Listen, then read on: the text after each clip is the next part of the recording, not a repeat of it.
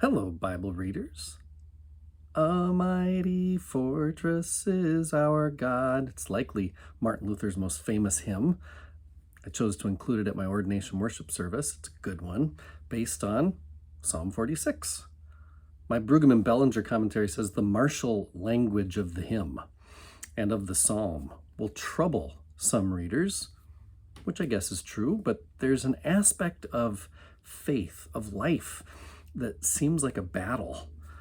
So why not include in our faith vocabulary a psalm, a prayer that says so? A mighty fortress is our God, a sword and shield victorious. He breaks the cruel oppressor's rod, wins salvation glorious.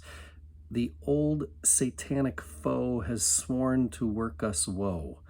With craft and dreadful might, he arms himself to fight. On earth, he has no equal. Martin Luther and Christians in general assign more personhood to the agents of chaos and evil than the Hebrew people did as they wrote the Psalms, or most of what we call the Old Testament.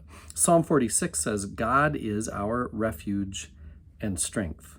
Therefore we will not fear, though the earth should change, the mountains shake in the heart of the sea, though its waters roar.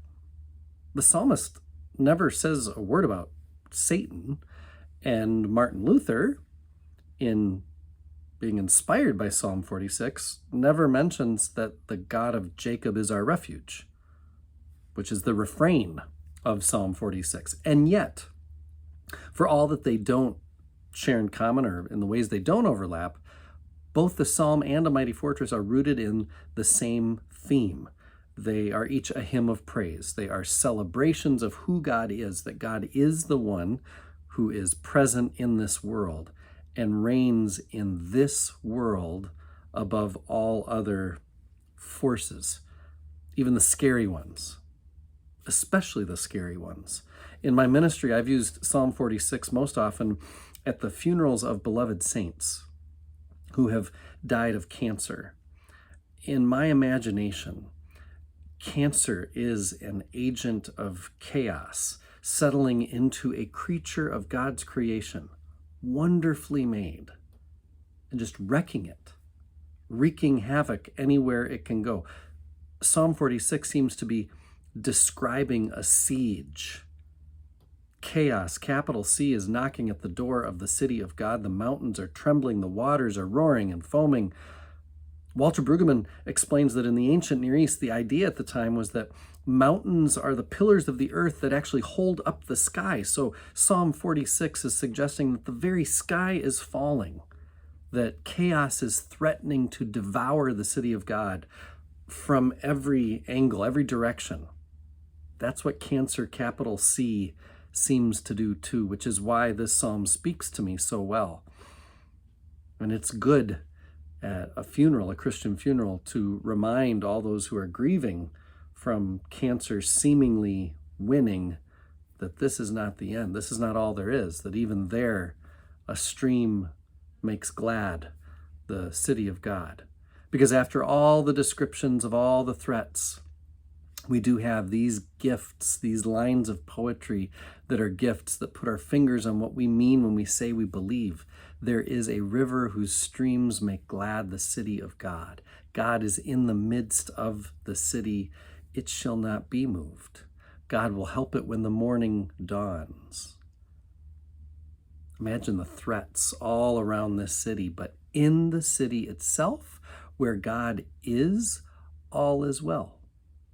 I imagine birds chirping, a real calmness, because God is there. The gentle babbling of a stream. I love the contrast between quaking mountains outside and this stream calmly flowing inside. The other gift of a line that Psalm 46 offers us is, be still and know I am God. Brian Schrader, a musician from Holman, who now serves an ELCA church in Maple Grove, Minnesota, friend of First Lutheran here, he once shared many years ago his version of a mighty fortress with me. And he uses Martin Luther's text with a frenetic piano line. It's like diddle diddle diddle diddle diddle diddle for the whole hymn, and it feels to me like the nonstop, hurried, frenetic pace of life. And he sings the lyrics, Martin Luther's lyrics, with passion and some speed also, and you feel in that harried pace the battle between God and chaos until he just stops playing and just sings, "Be still and know I am God." It's hard to not just stop and take a breath when we arrive at verse 10 of Psalm 46. Be still amidst cancer, divorce, addiction, burnout, whatever chaos is threatening to devour you, whatever is besieging you. Be still and know God is God. Last point. You know that in Jerusalem, there is no river. Like, the city of God is most certainly Zion, Jerusalem, and yet the psalmist writes of this stream because the psalmist is not trying to be literal here. The images used in Scripture are meant to bring us closer to what the author means. Images are meant to enhance imagination. Sometimes in our post-Enlightenment world, we get so tied up with what is factual, what is measurable, that we think the only truth that can be known is what can be literally seen or measured, unimaginatively. That's just not how Scripture works.